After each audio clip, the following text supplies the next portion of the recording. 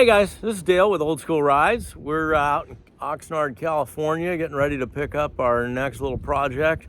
It's kind of fun. We've got a 33 Humpback now that you guys have seen on one of our videos, and this is a 36 Dodge Humpback. And the cool part is there's a couple of Hemis with it. So let's get started here and we'll take a look. This is it. First glance, you're seeing it with me. Definitely a solid little truck here.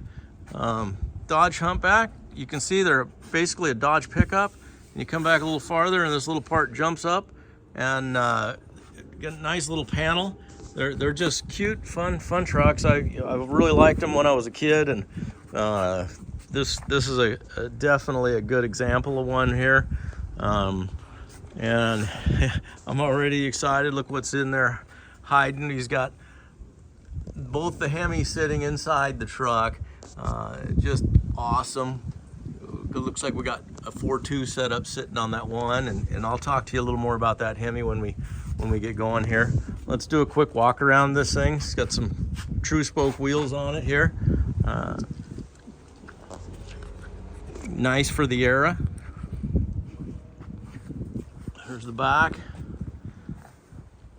Kind of a barn door setup. Check out this latch. This latch is awesome right here. It raises up and unlocks. Never seen one of those before. It almost looks like it's a factory thing. We got some pieces of grill in there, and there's those Hemis. Are those exciting looking or what? Pull these doors open.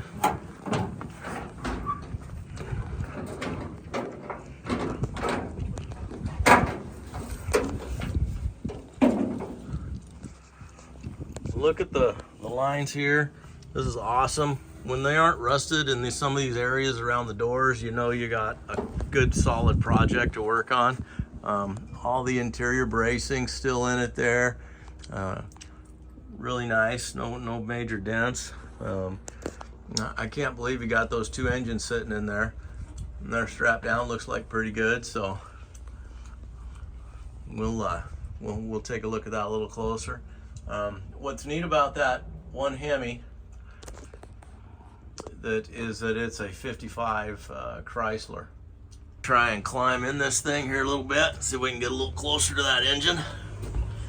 We got some headers right here. Look at that, nice shiny bunch of new parts, valve covers, spark plugs. Got some good stuff there. Now this, I believe, is a 290 DeSoto, new carburetor on it. Got another carburetor right here. And then what's neat about this motor, he's got a little adapter. It's had like a 2.2 setup on it. Looks like it might possibly a marine intake or something. And then they adapted it to these carburetors, which are they Stromberg 97s? Yeah, I think so. Yeah, looks like. And then what's neat, the 55, he's got these little dimples on the valve covers right here.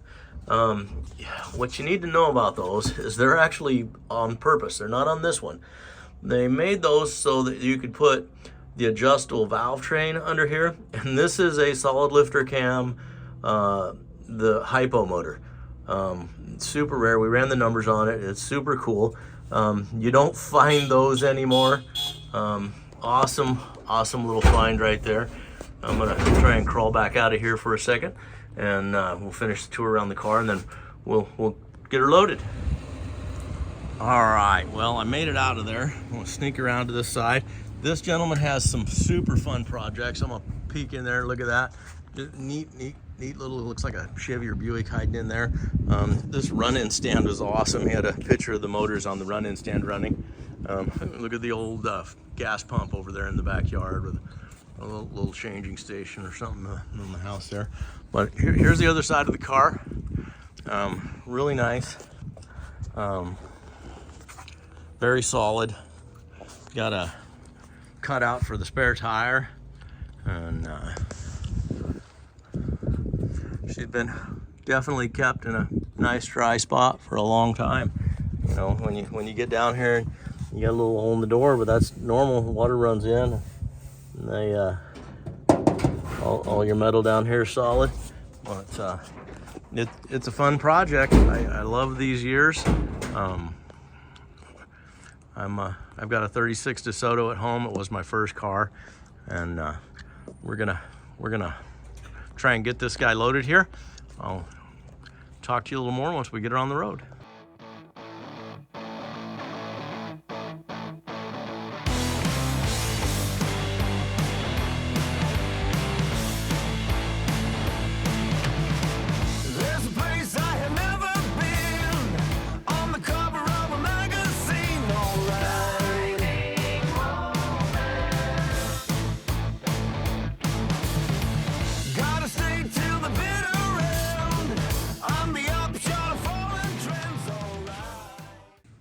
Well, here it is.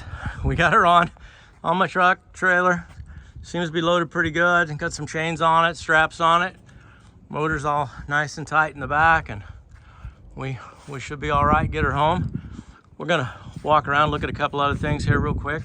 I just wanted to show you guys. I always check my chains and straps about 10 or 15 miles down the road just to make sure everything's good, but it's sitting up there real nice. I'm excited. It'll be fun to get her home and do something with it. So before we take off, I wanted to show you guys this. It's a 35 Ford, 4-door. And this is a fun car. He's definitely keeping this one. Got the little V8 emblems, definitely a V8 car on the caps and stuff. And super solid car. And you want to know the great part about this whole thing? What'd you say you paid for this? $125. $125. This is a $125 car right here, guys. Unbelievable. 5 years ago. 5 years ago, $125 35 Ford V8. Well, guys, I had to show you this. This is his done 36 Dodge. Now, this is the reason he didn't build the other one, because he found this one already done. And sometimes you run into some lucky situations and you find something clean as this, ready to go at a reasonable price. It ain't worth you fixing one. And this is a super clean car. Look at that dash, guys. Just amazing. Still needs a little finish work in here, but I mean, look at the sparkles in that paint. There it is, that classic Dodge Humpback. God, I love that. Sneak around the back here. He's got everything smoothed and shaved. You got the tail lights Frenched in, split bumper, some super nice stuff. You couldn't build a car like this without spending a lot of money. I mean, a lot. And it's turnkey, ready to go. Beautiful, beautiful car. And you know, maybe someday ours will look this good. You just never know. Look at that front end.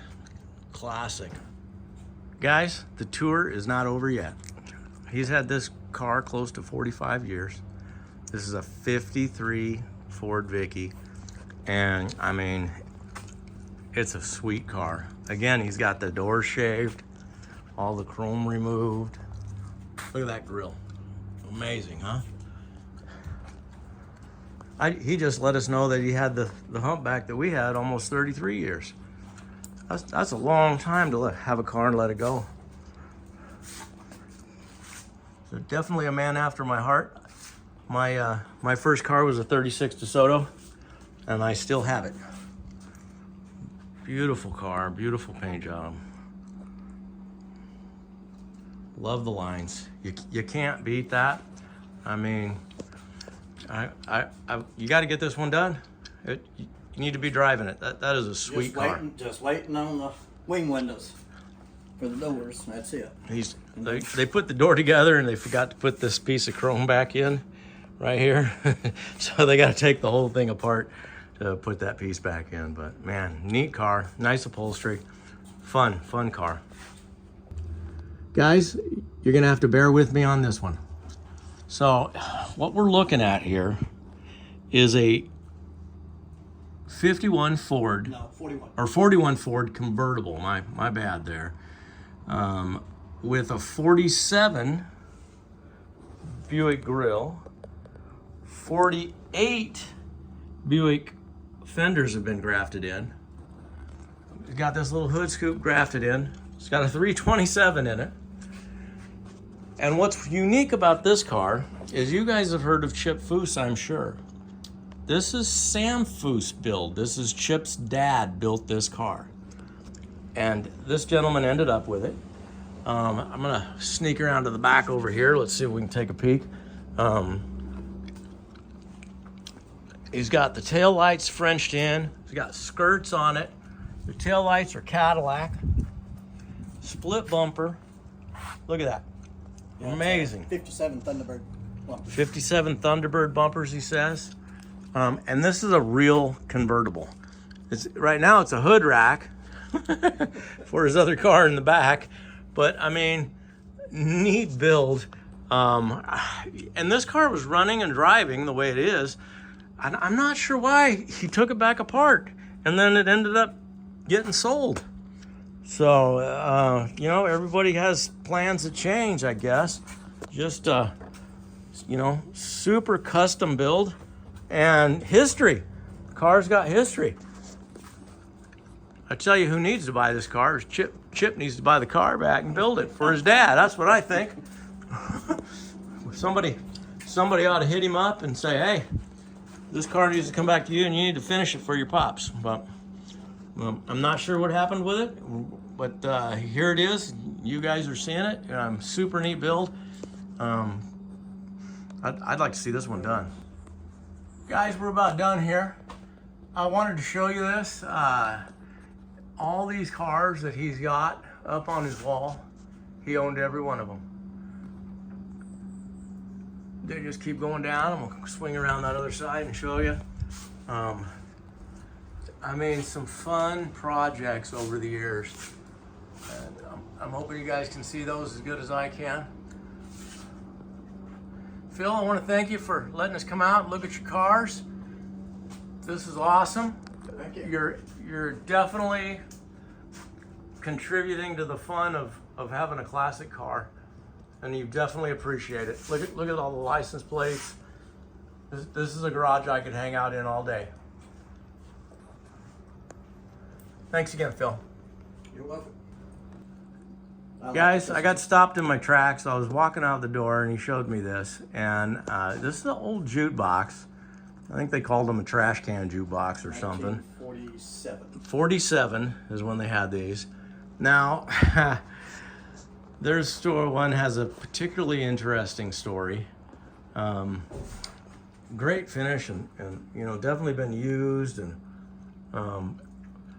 but the gentleman's telling me this was Steve McQueen's jukebox, and his wife bought it for him from the airport over in Santa Paula. Santa he Paula. Had a hangar in Santa Paula, and he had this in that hangar. I can't dispute it. I'm telling you, this is probably one of the neatest things I've seen in a while, and the fact that Steve McQueen owned it, that's a piece of history.